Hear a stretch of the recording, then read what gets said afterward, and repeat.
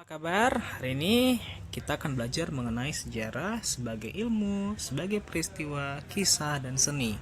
Dalam materi sejarah kita bersama saya Imam. Sejarah sebagai ilmu, kita akan membahas mengenai sejarah dalam bentuk metodologi. Sejarah sebagai peristiwa, peristiwa yang terjadi atau mungkin satu hal yang telah terjadi dan benar-benar nyata.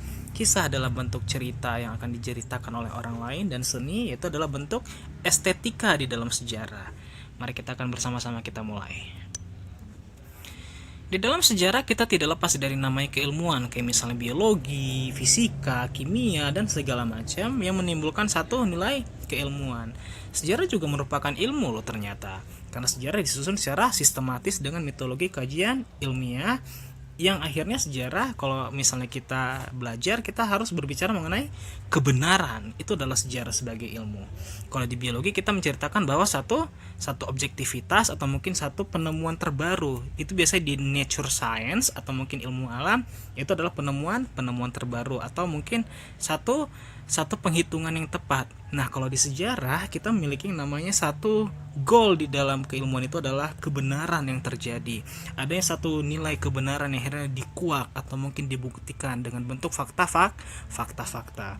Dan dari fakta-fakta itu kita tidak bisa lepas dari sumber sejarah, yaitu dari buku, dari misalnya dari cerita orang lain, kemudian akhirnya kita analisis dan kita teliti, dan kemudian kita mendapatkan kesimpulannya. Sejarah sebagai ilmu biasanya dalam bentuk kebenaran.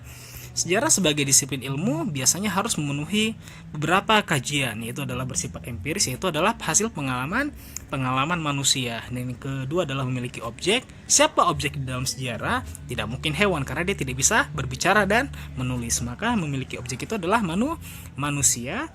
Dan yang ketiga adalah memiliki teori, bahwa teori sejarah itu pasti ada, yaitu adalah bagaimana sejarah itu memiliki kebenaran tergantung daripada metode tahapannya. Tahapan itu adalah seperti misalnya kayak dia dalam bentuk pembabakan, atau mungkin tahun ke tahun, atau mungkin daya psikologis si tokoh yang ada dalam sejarah. Psikologis itu adalah kejiwaan ya, seperti itu. Dan yang selanjutnya adalah memiliki generalisasi yang bersifat subjektif atau umum.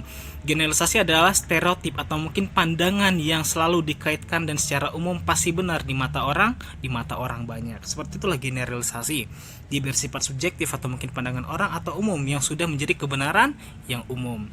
Dan selanjutnya yang terakhir adalah memiliki metode. Artinya apa dalam memiliki metode?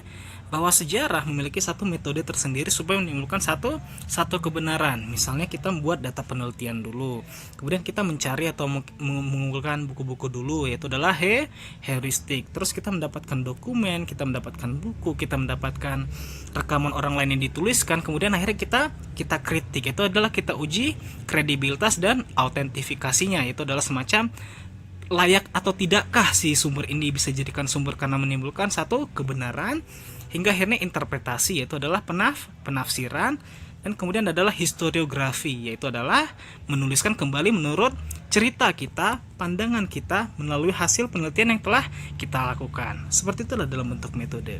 Sejarah sebagai ilmu yaitu adalah dalam bentuk kebenaran harus memiliki beberapa hal, yakni bersifat empiris pengalaman manusia, memiliki objek berupa manusia, memiliki teori, memiliki generalisasi, dan memiliki metode. Itulah gunanya sejarah sebagai ilmu. Dan kemudian adalah sejarah sebagai peristiwa. Bagaimana sejarah sebagai peristiwa itu terjadi? Artinya bahwa ia memiliki satu fakta, kejadian, kenyataan yang benar-benar terjadi di masa lampau. Seperti di gambarnya adalah penangkapan Pangeran Diponegoro yang kemudian merekonstruksi kejadian pada masa tersebut. Artinya apa? Bahwa sejarah sebagai peristiwa harus dibuktikan yang memiliki satu kenyataan yang ada, yang dibuktikan dalam bentuk foto-foto. Sepertinya ini sangat jelas ya dengan objektivitas sejarah ya. Ya, benar sekali. Sejarah sebagai peristiwa merupakan satu kenyataan yang dibuktikan, selama itu dalam bentuk buku, manuskrip, dokumen. Itu dikatakan bahwa sejarah sebagai peristiwa. Seperti penangkapan Diponegoro. Kemudian kalau misalnya di sejarah internasional kita punya namanya pemenggalan Louis Prancis dalam bentuk lukisan dengan guillotine. Kemudian penembakan Tsar Nicholas II. Kemudian kita punya yang namanya penurunan dari si Michael Gorbachev, yaitu adalah akhirnya Rusia tidak menjadi komunis lagi, penurunan Presiden Soeharto, kemudian akhirnya ada peristiwa yang namanya proklamasi kemerdekaan RI, kemudian akhirnya ada yang dinamakan Chiang Kai-shek akhirnya hanya memerintah di Taiwan saja, dan masih banyak lain lagi yang dikatakan bahwa sejarah sebagai peristiwa. Selama adanya satu bukti atau mungkin satu hal yang nyata dalam bentuk dokumen manuskrip yang benar-benar nyata, itulah dinamakan sejarah sebagai peristiwa. Dan yang selanjutnya adalah sejarah sebagai kisah. Apakah sejarah sebagai kisah itu? Sejarah sebagai kisah adalah inti kuncinya adalah what's your story. Sejarah adalah rangkaian cerita berupa narasi yang disusun dari ingatan, kesan, atau tafsiran manusia terhadap satu kejadian yang dianggap cerita itu sendiri memiliki kesan atau memori yang terletak di masa lampau. Artinya bahwa sejarah sebagai kisah adalah menyampaikan satu cerita yang ada di dalamnya yang kemudian menimbulkan satu kesan, satu pesan menurut orang-orang yang terjadi di masa lampau. Setiap orang memiliki berbeda-beda pandangan tentang satu peristiwa yang hidup di dalamnya, yang biasanya terdapat di dalam satu peristiwa. Contohnya adalah kisah seorang yang hidup pada masa gerakan 98 akan menimbulkan nuansa yang berbeda. Artinya di gerakan 98 setiap orang pasti memiliki kesan, pesan, atau mungkin satu nilai tersendiri tentang peristiwa itu terjadi. Mungkin ada yang sedih, mungkin ada yang gembira, mungkin ada yang panik, mungkin ada yang lain-lain sebagainya. Karena setiap orang memiliki pandangan dan pengalamannya masing-masing yang biasanya itu sangat berbeda. Maka itulah kita biasanya berbeda harus dipersatukan. What's your story adalah satu poin penting menjadi dalam sejarah sebagai kisah. Artinya adalah manusia memiliki kisah yang berbeda-beda dan kesan yang berbeda-beda. Selanjutnya adalah sejarah sebagai seni. Apa yang dimaksud dengan sejarah sebagai seni? Pastinya dari gambar ini adalah dari lukisan Michelangelo, In Creation of Adam, katanya. Bahwa Tuhan katanya dilukiskan pada saat itu akhirnya bertemu dengan Adam, ya seperti ini jarinya, ya seperti ini yang sering-sering kita lihat, ya seperti itu. Bahwa di dalam sejarah sebagai seni juga memiliki dituangkan dalam bentuk karya seni, yaitu adalah memiliki intuisi, imajinasi, dan emosi. Apa yang dimaksud dengan sejarah sebagai seni itu? Dia memiliki satu intuisi. Apa itu intuisi? Itu kemampuan memahami sesuatu tanpa melalui pemahaman rasional. Biasanya kita sebagai makhluk yang religius atau mulai penghayatan terhadap Tuhan Yang Maha Esa pasti memiliki namanya intuisi. Atau bisa juga intuisi itu sebagai salah satu bisikan hati bahwa kita memiliki insting. Karena manusia juga memiliki insting yang juga bisa merasakan tanpa melalui nalar atau pikiran. Ya kita punya hati, ya intinya, ya pada masa itu, ya, dan juga masa sekarang. Dan yang kedua adalah imajinasi. Mengapa sejarah sebagai seni dimaksud dengan imajinasi?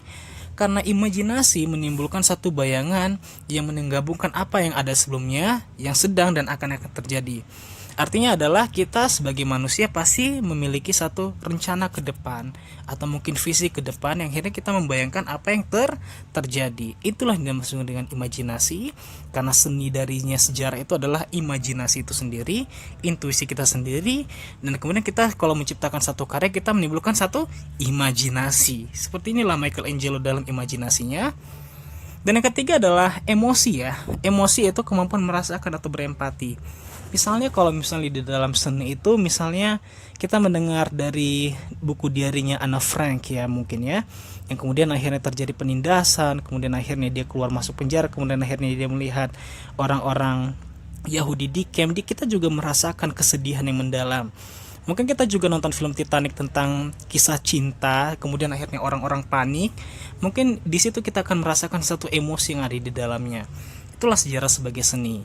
Sejarah sebagai seni tidak hanya masuk di dalam satu peristiwa sejarah saja, tetapi dalam bentuk seni di dalam sejarah itu sendiri, yaitu adalah dalam bentuk film, video, dokumenter. Kita merasakan ada emosi di dalamnya, kita merasa terhanyut di dalam satu peristiwa itu sendiri. Itulah gunanya sejarah sebagai seni. Dan yang terakhir adalah gaya bahasa. Gaya bahasa itu adalah kemampuan mengolah bahasa sehingga jadi mudah dipahami. Apa yang dimaksud dengan artinya ini? Itu adalah sejarah sebagai seni dengan bahasa terhadap gaya bahasa yang menciptakan satu hal yang mudah dipahami. Artinya bahwa di dalam seni itu kita menimbulkan satu puisi yang akhirnya bisa dapat dimengerti. Sejarah dapat membuat satu puisi itu sendiri bisa dimengerti apa makna di dalamnya tergantung pada jiwa zaman tersebut. Gaya bahasa, kemampuan mengolah kata dan bahasa sehingga mudah dipahami. Dari sejarah, kita menciptakan bahwa dari puisi itu memiliki satu artian berdasarkan zeitgeist atau mungkin jiwa zamannya. Jadi diartikan bahwa seperti misalnya di sini bahwa ilmu pasti merujuk kepada yang namanya keilmuan atau mungkin objektivitas metode, objeknya selalu manusia.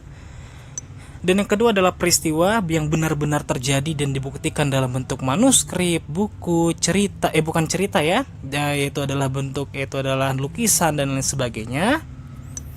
Dan yang ketiga adalah sejarah sebagai kisah, yaitu adalah what's your story, bahwa kita memiliki pandangan yang berbeda-beda akan satu peristiwa. Dan yang seni, yaitu adalah intuisi, yaitu adalah bisikan hati yang tidak bisa dipikirkan secara rasional atau pemikiran kita. Yang kedua adalah imajinasi, yaitu adalah kita membayangkan secara ke depan apa yang terjadi. Dan yang ketiga adalah emosi, kita merasakan satu nilai emosional di dalamnya, satu rasa di dalam peristiwa sejarah. Yang terakhir adalah gaya bahasa, bahwa sejarah bisa mengartikan satu karya-karya sastra yang ada di dalamnya, tergantung pada karya sastra apa yang ada di dalamnya itu, pada tahun berapa ia dibuat dan pada zaman siapakah yang ia dibuat. Itu adalah sejarah sebagai seni. Saya kira ini saya akhiri course saya hari ini. Mohon maaf jika ada yang salah dan terima kasih banyak. Sukses selalu dan sampai jumpa.